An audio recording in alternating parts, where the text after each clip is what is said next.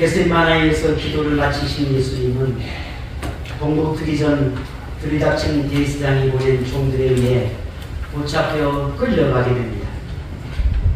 하나님의 이름을 모욕하고 자칭 그리스도여 유대인의 왕이라고 주장했다라고 하는 제목으로 빌라도에게 재판을 받게 됩니다. 그런데 빌라도는 예수님에게 죄가 없다는 것을 알면서도 유대교 지도자들과 관리들 등 모두가 한 통속이 되어 예수님에게 십자가형을 받게 해야 한다고 주장하는 그들의 태도에 결국 불의한 재판을 하게 되고 그 재판은 속전속결로 끝납니다. 결국 예수님은 십자가형을 받아 골고다 언덕에서 하나님이 보낸 구주이며 완전한 인간으로서의 생애의 마지막 6시간을 보내게 됩니다.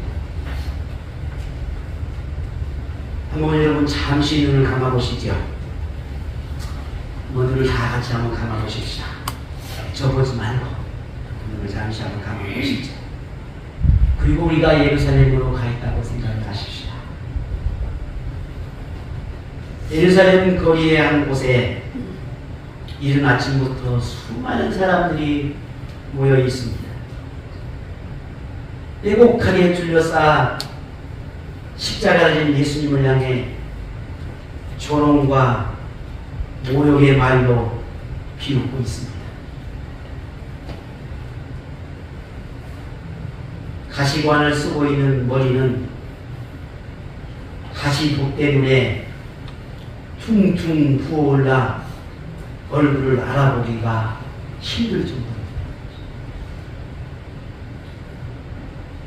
채찍에 맞은 몸은 성한 곳을 찾을 수가 없는데도 어깨에는 그 무거운 십자가를 메고 쓰러지고 일어나기를 반복하며 그렇게 한 발 한 발 또 한 발 내딛고 있습니다. 그런데도 어느 누구도 불쌍히 여기는 것보다는 그 예수님에게 어떤 사람은 침을 내고 어떤 사람은 발길질을 하고 어떤 사람은 가시관을 쓴 머리를 갈대로 때리기까지 하고 종려나무 가지를 흔들며 춤추고 노래하며 예루살렘에 들어가는 예수님을 환호했던 그들이 이제는 돌과 나뭇가지를 들어 예수님을 내리치고 비웃고 조롱하며 또 때리고 또 때리고 있습니다. 도대체 왜 이토록 사람들은 예수님을 미워하고 증오하고 비웃는 건가? 도대체 예수님이 얼마나 극악한 죄를 지었기에 누구에게 어떻게 해를 입혔기에 그토록 사람들은 예수님을 향해 이렇게 광단하고 있는 걸까? 살인자였을까? 미치광이였나? 도둑이었기 때문인가? 아니면 사기꾼이었나? 아니면 문란한 자였나?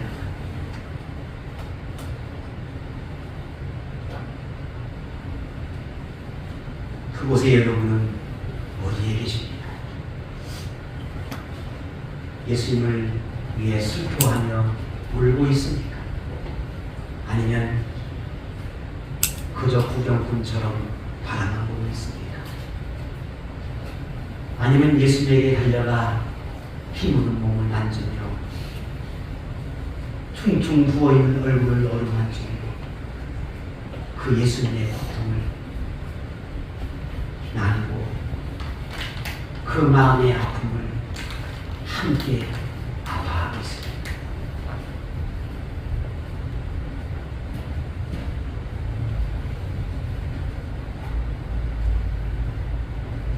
다시 눈을 떠 함께 저를 보시죠.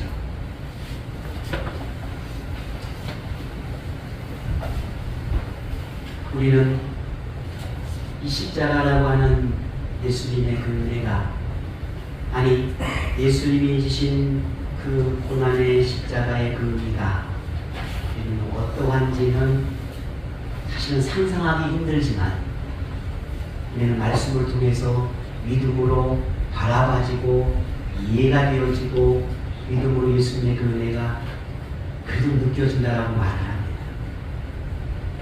그런 오늘 우리에게 우리 가슴 안에 예수의 십자가가 있는가? 빌라도도 헤롯도 인정했습니다. 예수님에게 죄가 없다. 십자가에 죽일 만한 이유가 없다. 그냥 너희들이 그토록 원하면 그냥 집집으로 몇 대 때리고 그냥 나 죽는 게 옳겠다. 그러면 되지 않겠느냐. 그러니 너희들이 원하는 것만큼 그렇게 예수님을 십자가에 죽이지 말자. 그럴 이유가 없다. 빌라도는 그렇게 했지만 그러나 유대인들은 그걸 원하지 않았습니다. 십자가형을 받을 만한 이유가 전혀 없는 것입니다. 하지만 유대는 예수님을 버렸습니다.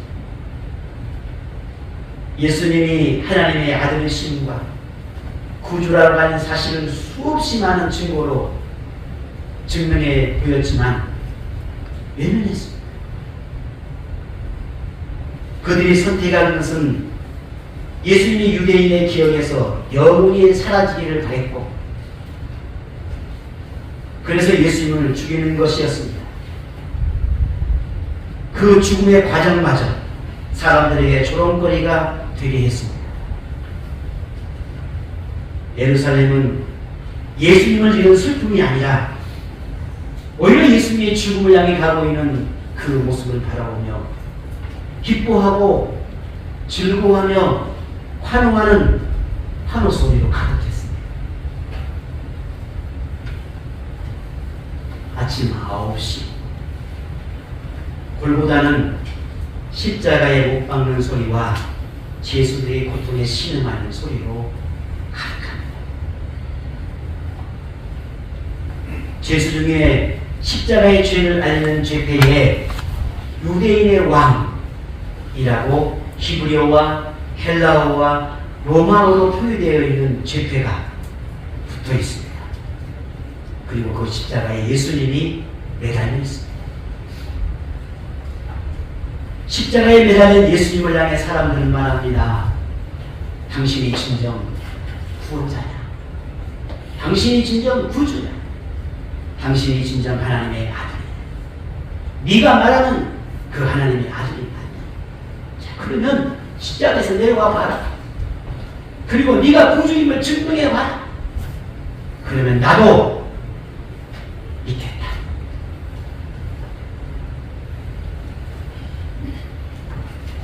그렇게 사람들은 예수님을 향해 모욕적인 말들을 쏟아냅니다. 군인들은 예수님의 옷을 서로 나누어 가진다며 제비를 뽑고 예수님의 옷을 벗겨 나누어 가집니다. 뭐 그게 그 대단한 거라고. 예수님의 옷이 뭐 그리 대단한 거라고. 한 청년의 옷을 다 벗겨버립니다. 예수님은 모욕과 멸시를 받으며 사지가 찢기는 십자가의 고통에 정신까지 혼미할 만큼의 힘든 시간을 3시간이 있는 저고까지에 이릅니다. 그 고통을 어떤 말로 표현할 수 있을까? 그 절망적이고 그 아픔을 무슨 말로 말할 수 있을까? 인간의 언어를 하면 어떤 말이 가장 적절한 표현일까? 아마 없을 것입니다. 그렇게 예루살렘 시간이 종호를 알릴 때 기이한 일이 일어납니다. 본문 44절에 함께 읽어보겠습니다.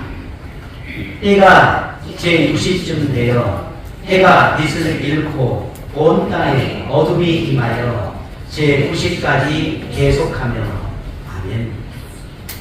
여기서 제6시는 예루살렘 시간으로 제6시이고 오늘 우리의 시간은 정오입니다. 9시는 오후 3시를 가리킵니다.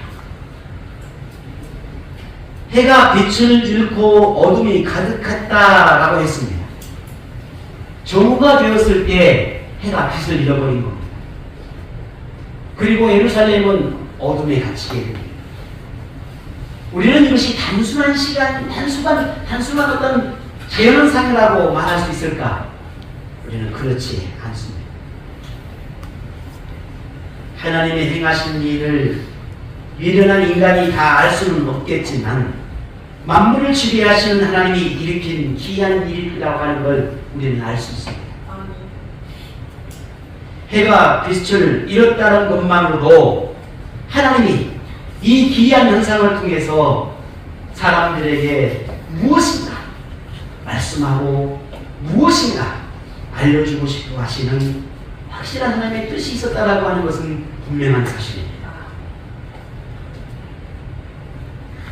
그렇게 빛은 사라지고 어둠이 쌓인 굴보다는 이렇게 3시간이 또 흘러갑니다. 하나님이 해가 빛을 잃게 하고 어둡게 할 만큼 말씀하고 싶어 한 것이 있었다면 도대체 무엇일까? 그 기이한 현상을 통해 무엇을 말하고 싶어 하시는 걸까? 우리는 분명 알 수는 없습니다. 하지만 오늘 이 말씀 속에서 하나님의 마음은 이런 마음이 아니었을까? 라고 하는 그런 생각입니다. 아들 예수님의 고통을 지켜보며 아픔이 얼마나 고통스러운지를 드러내고자 하는 것은 아닐까? 아들을 사지로 몰았던 아버지 하나님의 마음이 새까맣게 타버렸음을 표현하는 것은 아닐까? 예수님의 고통을 더는 볼 수 없어서 골고다를 어둡게 했던 것은 아닐까? 이 땅에 빛으로 오신 예수님을 잃은 세상은 희망이 사라지고 어둠에 갇힐 수밖에 없다는 것을 깨닫기를 바라셨던 것은 아닐까? 어둠을 몰아내고 빛을 비추어 세상을 밝히려 3년의 사역이 어쩌면 여전히 어둠 속에 있다는 것을 바라보고 복음을 받아들이지 못한 그들에게 그 3년의 사역은 또다시 이 3시간의 어둠 속에 있음을 어쩌면 알게 하려고 하는 것은 아니었을까? 혹은 구주로 보낸 예수님을 죽인 유대를 향한 하나님의 분노는 아니었을까? 우리는 아버지 하나님의 뜻을 알 수는 없습니다. 꼭 오늘 이 말씀처럼 그 어둠이 이런 의미였다는 것은 아닙니다.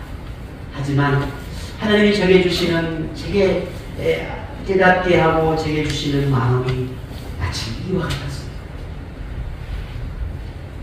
하지만 우리는 알 수 없고 또 그 깊이를 다 깨달을 수는 없겠지만 예수님은 분명 알고 계셨습니다. 왜 이와 같은 모습들이 지금 일어나게 되는지, 왜 하나님이 해의 빛을 잃게 하고 어둠을 있게 하는지 예수님은 너무나 잘 아셨습니다. 어쩌면 그 아심이 이렇게 표현한 것이 아닐까 싶습니다. 마태복음 27장 46절에 예수님께서 그렇게 하나님을 향해 외칩니다. 엘리 엘리 라마 사박다니. 엘리 엘리 라마 사박다니. 이것은 하나님 어찌하여 나를 버리셨나이까 라고 하는 뜻이라 했습니다. 예수님의 이 외침 속에는 세상 죄인들에게 죽음을 당하도록 저들이 나를 비웃고 이렇게 십자가에 매달리도록 왜 하나님은 가만히 계십니까? 왜 내버려 두십니까? 죄인의 죄값인 죽음의 저주를 나에게 맡기시고 하나님은 왜 가만히 계시는 겁니까? 이런 외침이 아닐까 싶습니다.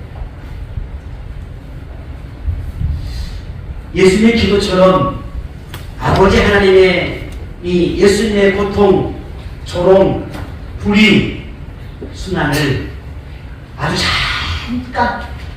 잠깐 예견하셨습니다. 세상을 향한 하나님의 분노를 십자가로 대신하여 진노를 그치게 하신 예수님의 그 뜨거운 사랑에 아주 잠깐 눈을 감으셨습니다. 구주로서 하나님의 뜻을 이룬 예수님의 그 순종에 아주 잠깐만 보고 계셨습니다. 예수님을 지켜봐야 하는 아버지 하나님의 그 마음 역시 고통스러웠겠죠. 얼마나 힘들어졌겠습니까? 하지만 예수가 아니면, 내 아들이 아니면 죄인을 구원할 수 없습니다. 내 아들만이 죄인을 구원할 수 있는 유일한 길이니 잠시, 아주 잠시 그 6시간을, 아니 그 하루를 어쩌면 하나님은 그냥 늘 가고 싶으셨는지 모릅니다. 하지만 예수님은 하나님 앞에 그 모든 뜻을 알고 있고 그 마음을 아셨지만 그래도 기도하고 있는 겁니다. 엘리, 엘리, 라마 사박다니. 아버지 하나님의 그 마음을 오늘 우리는 알고 있을까? 아들을 사리로 내모라 했던 그 아버지 하나님의 그 마음을 우리는 알고 있을까? 우리가 모두가 다 부모입니다. 내 부모로서 내 자식이 고통 가운데 있는 것을 바라보는 그 부모, 죽어가고 있는 내 자식을 바라보는 그 부모의 심정, 우리는 그 경험하지는 못했겠지만, 그런 경험은 없었겠지만, 부모라면 분명 그 마음을 조금은 알 수 있지 않겠습니까? 오늘 예수님이 십자가에 있는 것은 예수님의 죄 때문이 아닙니다. 오늘 나의 죄 때문입니다. 오늘 여러분 때문입니다. 오늘 나 때문입니다. 그 예수님이 십자가에 죽어가고 있습니다. 그러기 위해서 이 땅에 보냈습니다. 그리고 그 마지막 순간을 맞이하고 있습니다. 그걸 바라보고 있는 아버지 하나님의 그 심정이 어떠했을지, 오늘 그 아버지 하나님의 그 마음을 우리는 얼마나 느끼고 알고 있을까 하는 겁니다. 철저하게 홀로 십자가에 매달려 구주로서의 사명을 감당하기 위해 절규하는 그 예수님의 그 모습, 그 마음, 오늘 우리 마음 안에 들어와 있을까? 고통을 이해해 줄 사람도, 그 고통을 나눌 사람도, 십자가에서 절규의 의미를 아는 사람도 없습니다. 오직 예수님만이 할 수 있는 구원의 길이 십자가에 버려진 채 고통을 오롯이 홀로 감내하고 있습니다. 죄인을 구원하기 위한 그 열망만, 죄인을 구원하고자 하는 그 사명만, 그렇게 예수님은 십자가의 고통의 시간을 6시간째 견디고 있습니다. 오후 3시 예수님은 온 힘을 다해 마지막 숨을 가다듬어 아버지 하나님을 향해 큰 소리로 기도합니다. 오늘 본문 46절 같이 한번 읽습니다. 예수께서 큰 소리로 불러 이르시되 아버지, 내 영혼을 아버지 손에 부탁하나이다 하고 이 말씀을 하신 후 숨지십니다. 아멘. 이제 예수님에게 더는 고통도 아픔도 배신도 고독함도 외로움도 없습니다.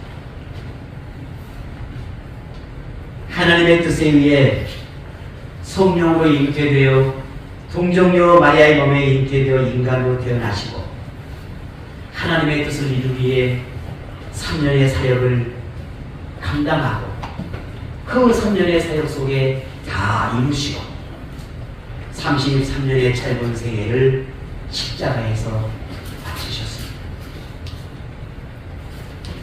예수님의 생애에서 구주로 이루지 못할 일이 없고 인류가 구원에 이룰 수 있는 완전한 길을 열어주셨습니다. 뿐만 아니라 예수님을 구주로 믿는 모든 사람이 구원에 이룰 수 있는 충분한 가르침을 주셨습니다.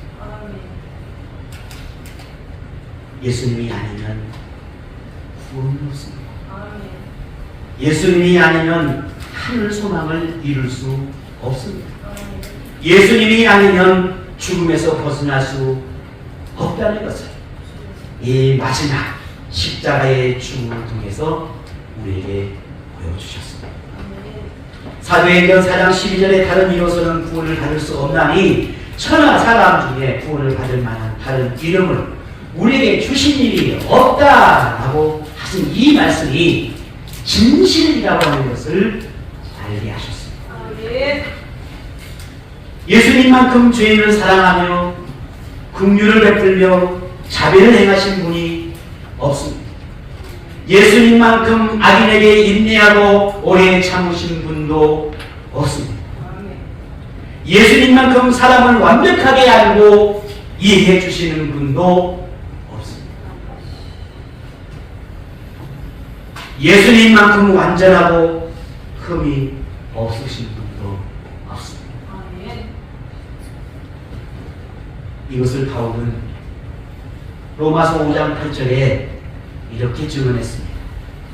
우리가 아직 죄인 되었을 때에 그리스도께서 우리를 위하여 죽으심으로 하나님께서 우리에 대한 자기의 사랑을 확증하셨느니라. 아멘.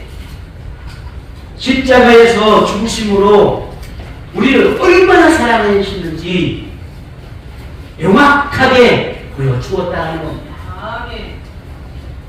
예수님이 십자가에 보여주신 사랑과 구원을 여러분 믿으십니까? 아멘. 이 십자가의 은혜가 선포되어짐에 여러분 그 말씀이 가슴에 스며주십니까? 아멘.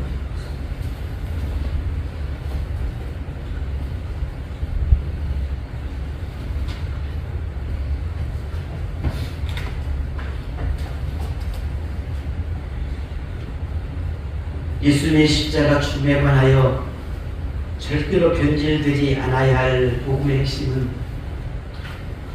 믿음의 근거가 예수님의 십자가를 믿는 것이 아니라 예수님이 구주이심을 믿는 겁니다. 십자가는 상징에 불과합니다. 예수님의 실체입니다. 우리는 십자가를 귀하게 여기고 소중히 여기는 것은 십자가가 능력이 있기 때문이 아니라 예수님이 십자가에 죽으셨기 때문인 겁니다. 예수님이 십자가에 죽었기 때문에 우리가 구원을 이룰 수 있는 것이지 십자가가 우리를 구원하는 것은 아닙니다. 그러니 우리의 구원은 십자가가 아니라 예수님의 죽음입니다. 예수님의 그 죽음으로 이룬 것입니다. 십자가는 아무 의미가 없습니다. 오늘 여러분 앞에 보여진 이 십자가가 무슨 의미가 있습니까? 이건 의미가 없습니다. 이건 죄의 형태에 불과합니다. 예수님이 단지 이 십자가에 죽었기 때문에 우리는 구원을 얻을 수 있는 겁니다. 예수님 때문인 것입니다. 십자가의 능력이 있는 것이 아니라 구주이신 예수님에게 능력이 있는 것입니다. 그러므로 오늘 우리가 십자가를 바라볼 때 십자가의 능력을 생각하는 것이 아니라 예수 그리스도를 생각해야 하는 것입니다. 아멘. 오늘 이 교회가 무슨 의미가 있습니까? 아무 의미가 없습니다. 이 건물이 무슨 의미가 있습니까? 이 건물을 수천, 수십억, 수억을 들여서 꾸민들 무슨 의미가 있습니까? 거기 안에 구원받을 자가 없는 무슨 의미가 있겠습니까? 아무리 화려하게 아름다운 메시지로 복음을 맺습니다. 그 복음을 아멘으로 화답하지 못하고 그 복음 앞에 굴러가지 않는들 그 목사의 메시지가 무슨 의미가 있겠습니까? 아무 없습니다. 이 땅에 수만의 사람들이 그리스도인이라고 말하는 사람들이 있지만 그들이 진정으로 예수 그리스도를 구주로 믿지 않는다면 무슨 의미가 있겠습니까? 아무 의미가 없습니다. 오늘 우리가 세상을 향해 선한 일을 할 수 있고 아름다운 일을 할 수 있고 내가 반주를 할 수 있고 내가 찬양대를 할 수 있고 내가 목사가 될 수 있고 내가 성도가 되었을 수도 있습니다. 그러나 거기 안에 예수의 믿음이 없으면 구주이신 예수 그리스도를 향한 믿음이 없으면 그게 무슨 의미가 있겠습니까? 지난주 말씀드린 내가 명품 옷을 입고 명품으로 치장을 한다 하는들 내 안에 거짓과 탐욕과 악함이 가득한다.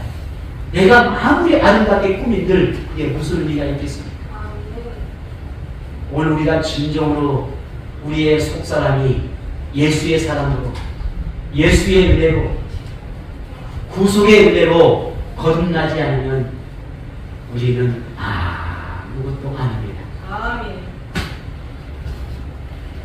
그래서 예수님은 오늘 우리에게 구주 되심을 오늘 우리에게 진정한 하나님의 아들 되심을 구원의 그 능력이 있음을 우리에게 증거로 보여주셨는데 그게 오늘 본문 45절의 말씀입니다.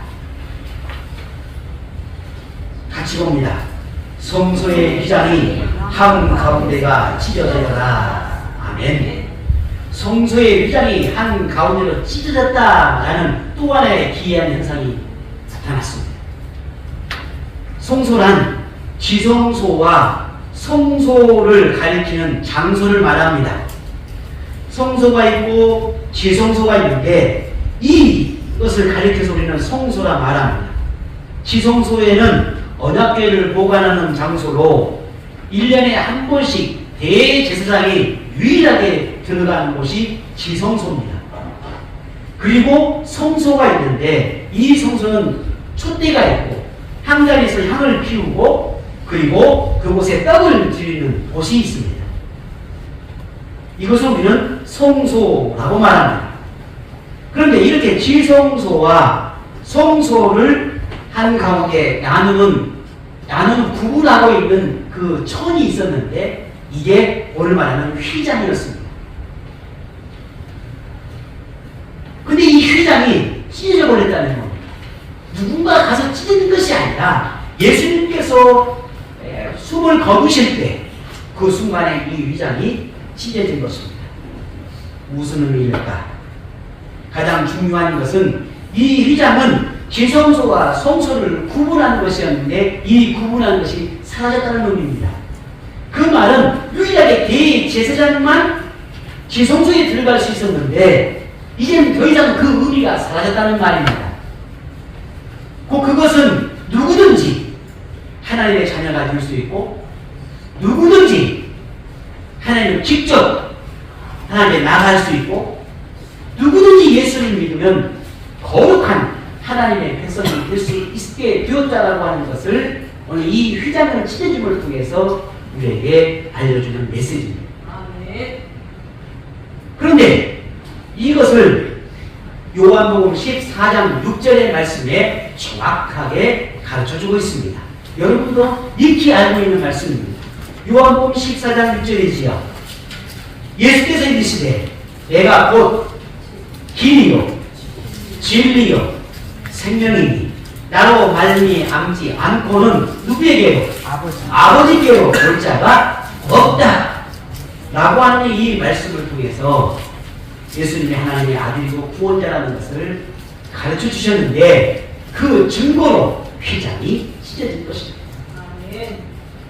휘장이 찢어진 이 초자연적인 현상을 보여줌을 통해서 예수님을 신성 모독 했다고 범했다고 주장하는 그 이들이 얼마나 어리석은지를 알게 하셨습니다.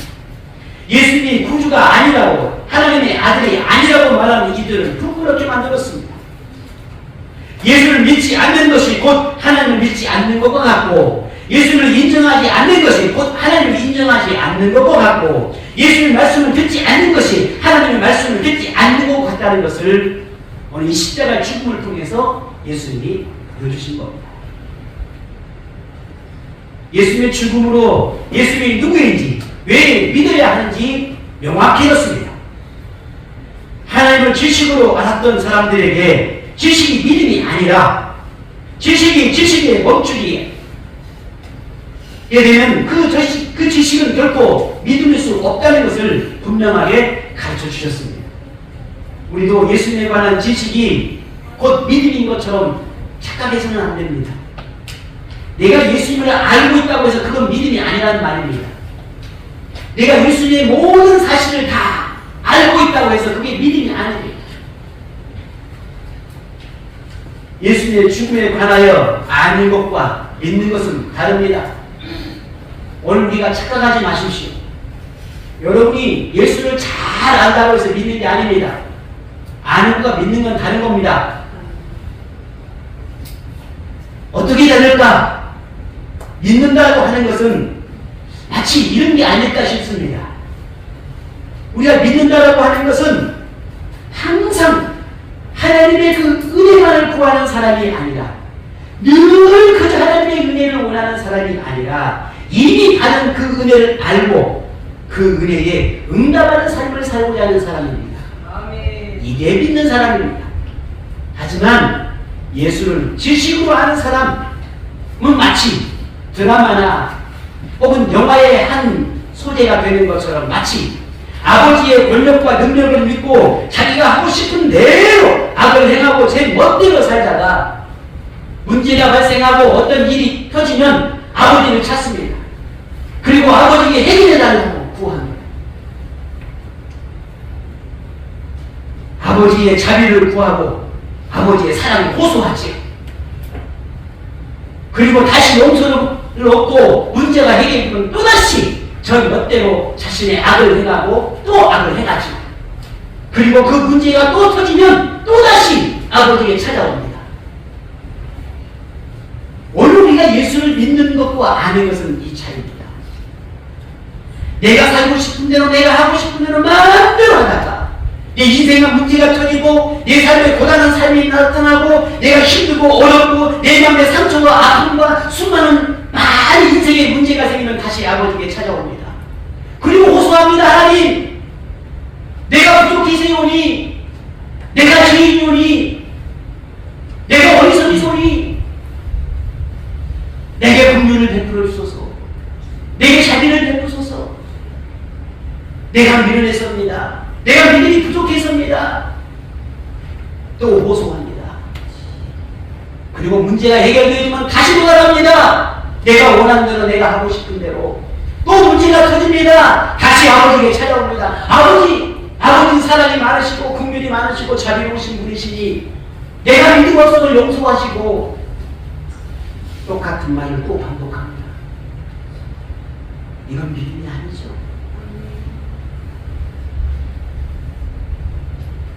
하나님은 우리를 향한 모든 약속을 예수님을 십자가에 죽기까지 한번 지켰고 예수님은 하나님의 뜻을 완벽하게 순종함으로 또한 우리에게 모든 약속을 지켰습니다. 아멘. 그러니 이제는 우리가 예수님이 우리에게 바라고 원하는 것을 순종을 통해 믿음을 보여야 합니다. 아멘. 죽음으로 우리에게 사랑을 보여주셨으니 우리도 예수님을 향한 사랑을 나타낼 수 있어야 합니다. 아멘. 구원이 예수님의 죽음의 대가로 주어진 것이니 우리에게 구원을 위한 대가를 요구할 수 있는 것은 당연한 것입니다. 내가 너를 위해 죽었으니, 내가 너를 위해서 모든 걸 내어 죽었으니 너는 내게 무엇을 줄 수 있느냐고 요구하는 건 당연한 것입니다. 이게 이상한 것이 아닙니다. 오늘 우리는 예수님에게 늘 죽음을 요구하지만 나는 그 어떤 것도 주님을 위해 내어놓지 못하고 있습니다. 그게 우리가 진정으로 우리를 아는 사람이라 말할 수 있겠냐는 거예요. 예수님이 우리에게 희생을 요구하고 헌신을 바라는 것이 이상한 것이 아니라 응답하지 않는 오늘 우리가 이상한 것입니다. 아멘. 하다못해 사람도 자신에게 선을 베풀고 은혜를 베풀면 그 은혜에 대해서 감사의 표현을 할 줄 알고 평생 그것을 기억하고 말을 합니다. 하루는 나를 위해서 생명까지 내어주신 그 주님의 은혜 앞에 우리는 무엇을 표현하고 어떻게 그 사람을 나누며 살고 있는지를 물어야 합니다. 우리는 물어야 합니다.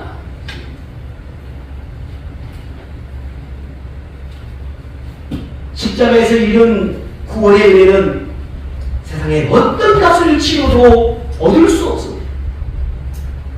어떤 희생도 헌신으로도 얻을 수 없는 값비싼 은혜입니다. 그런데도 우리가 구원의 은혜를 누리는 것은 거저 주시는 예수님의 사랑 때문입니다. 이제 저는 예수님의 사랑을 받는 것이 권리인 것처럼 마땅히 예수님이 내게 은혜를 주시는 것이 당연한 것처럼 내가 구하면 당연히 주님이 주셔야 하는 것처럼 내가 고단하고 힘들면 당연히 내게 사랑을 베풀고 여전히 용서해 주셔야 되는 것처럼 그게 권리인 것처럼 착각하는 오늘 우리의 모습을 더 이상 이제는 멈춰야 합니다. 아멘. 구원은 우리의 권리가 아니라 하나님이 주신 선물입니다. 아멘. 선물입니다. 아멘.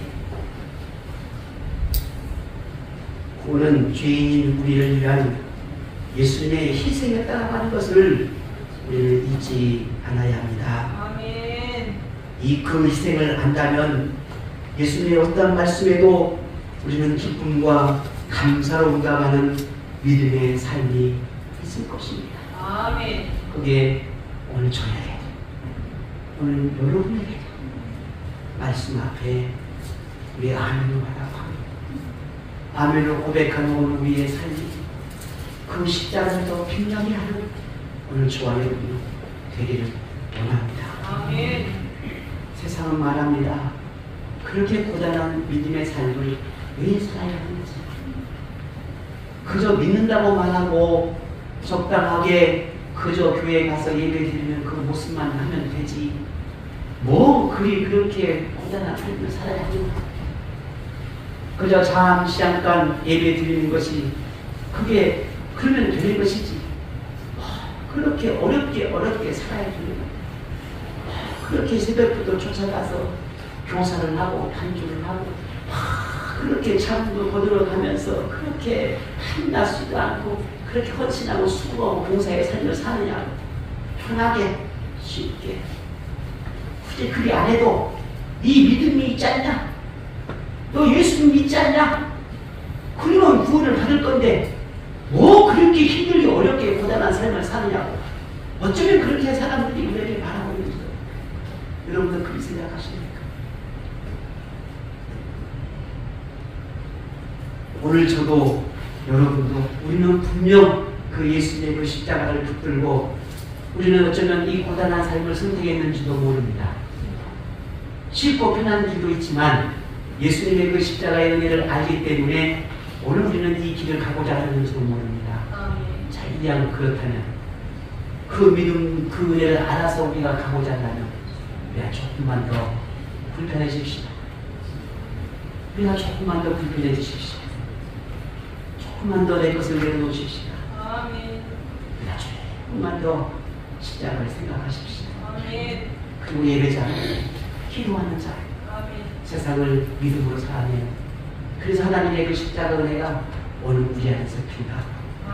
우리 그렇게 살아가고 또 노력하고 그렇게 살아가 보십시다. 아멘. 주님이 우리에게 주신 그 값비싼 은혜, 세상의 그 어떤 것으로 바꿀 수 없는 그 은혜, 아멘. 그 응답하는 삶을 통해서 오늘 우리의 믿음이 버려지거나 십자가가 버려지는 일이 없도록, 오히려 우리의 믿음이 부족하고 우리의 믿음이 작지만 그 작은 믿음이라도 주님의 피 묻은 십자가를 닦을 수 있는, 닦아낼 수 있는 그런 믿음이 되도록 우리 주님께 구하고, 그 믿음이 우리 안에 있기를 늘 바라며, 그렇게 우리 믿음의 삶을 살아가기 위해 기도하고 예배하는 말씀을 붙드는 오늘 저와 여러분의 모든 삶이 되기를 주의 이름으로 축복합니다. 아멘.